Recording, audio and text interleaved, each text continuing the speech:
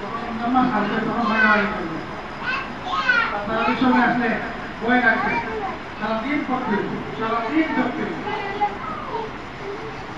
এই জন্য আপনারা হাদিস যিনি হয়েছেন উনি হাদিস যেভাবে আপনার উস্তাদ যেভাবে আপনাকে নির্দেশনা দেবে আপনার জিনিসটা ক্লিয়ার রাখার জন্য আপনি ওইভাবে মেহনত করেন।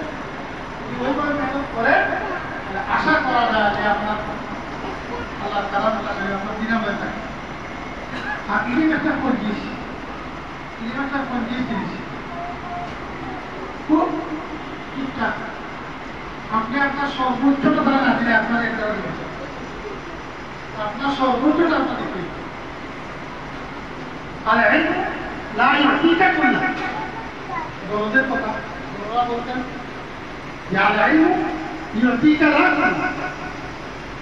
আপনি আপনার সর্বোচ্চটা না দিলে আপনাকে আপনাকে পাত্তাই দিবে না। সে খুব অহংকারী, সে খুব দাম্ভিক আপনাকে দেবে না, পাত্তা দেবে না। এই জন্য আপনি আপনার সর্বোচ্চ দিতে হবে।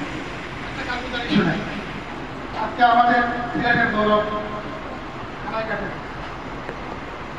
খানাইঘাটের গৌরব, খানাইঘাটের গৌরব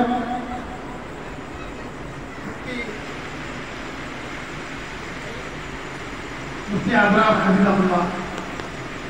তাদের একটা ইতিহাস আছে শুনছি। ওনার মেহনত মুজাহাদা করে দিয়ে এমন করেছে, আমি ওনার খাদেমের সাথে কথা বলছিলাম কিছুদিন আগে। আমি বললাম যে আপনার সাহেব যদি করে বলতে থাকে হাদিস কোরআন করে রেখে বলতে কিভাবে উনি কি ভেঙে তারা করেন?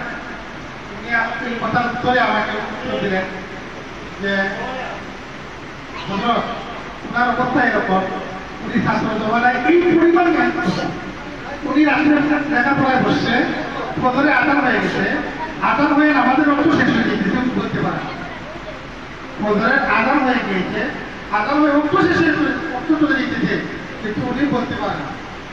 আসি আপনাকে ডাকলাম, তাই নিয়ে আপনি কি নামাজ পড়লাম, কি পড়াশুনো করলাম, তোমার সময় তোমার পড়েই দিবে রাজনীতি কি মাহারত। আরেকদিন হাবিব কিভাবে হাবিব বলতে একটার পর একটা সনদ সহ এবং হাদিসের নাম্বার সহ উনি নিজেই একটা কাবিদারি করতেন যে আমি মোবাইল রকম ব্যবহার করি না। আগেই বলতে দিয়ে আমাকে ফোন দিলে পাবেন না, মনে কষ্ট নিয়ে নাই ফোন দেবো না।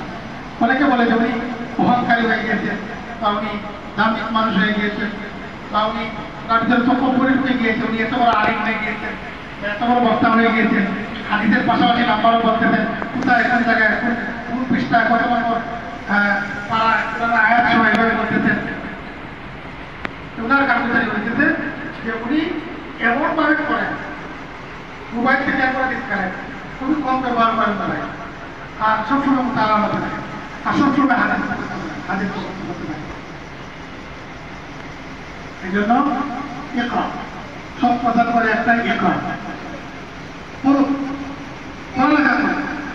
আর আপনাদেরকে কি বলবো, আপনাদের উচ্চতরা অবশ্যই এটা সবসময় বলতে ইনশাআল্লাহ আপনারা মেহনত মুজাহাদা করেন। হামেশা কেউ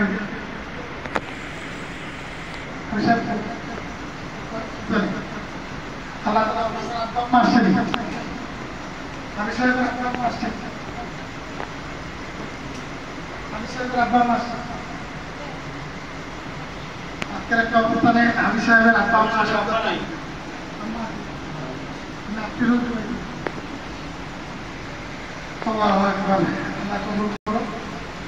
আমি সাহেবের আব্বা নাই।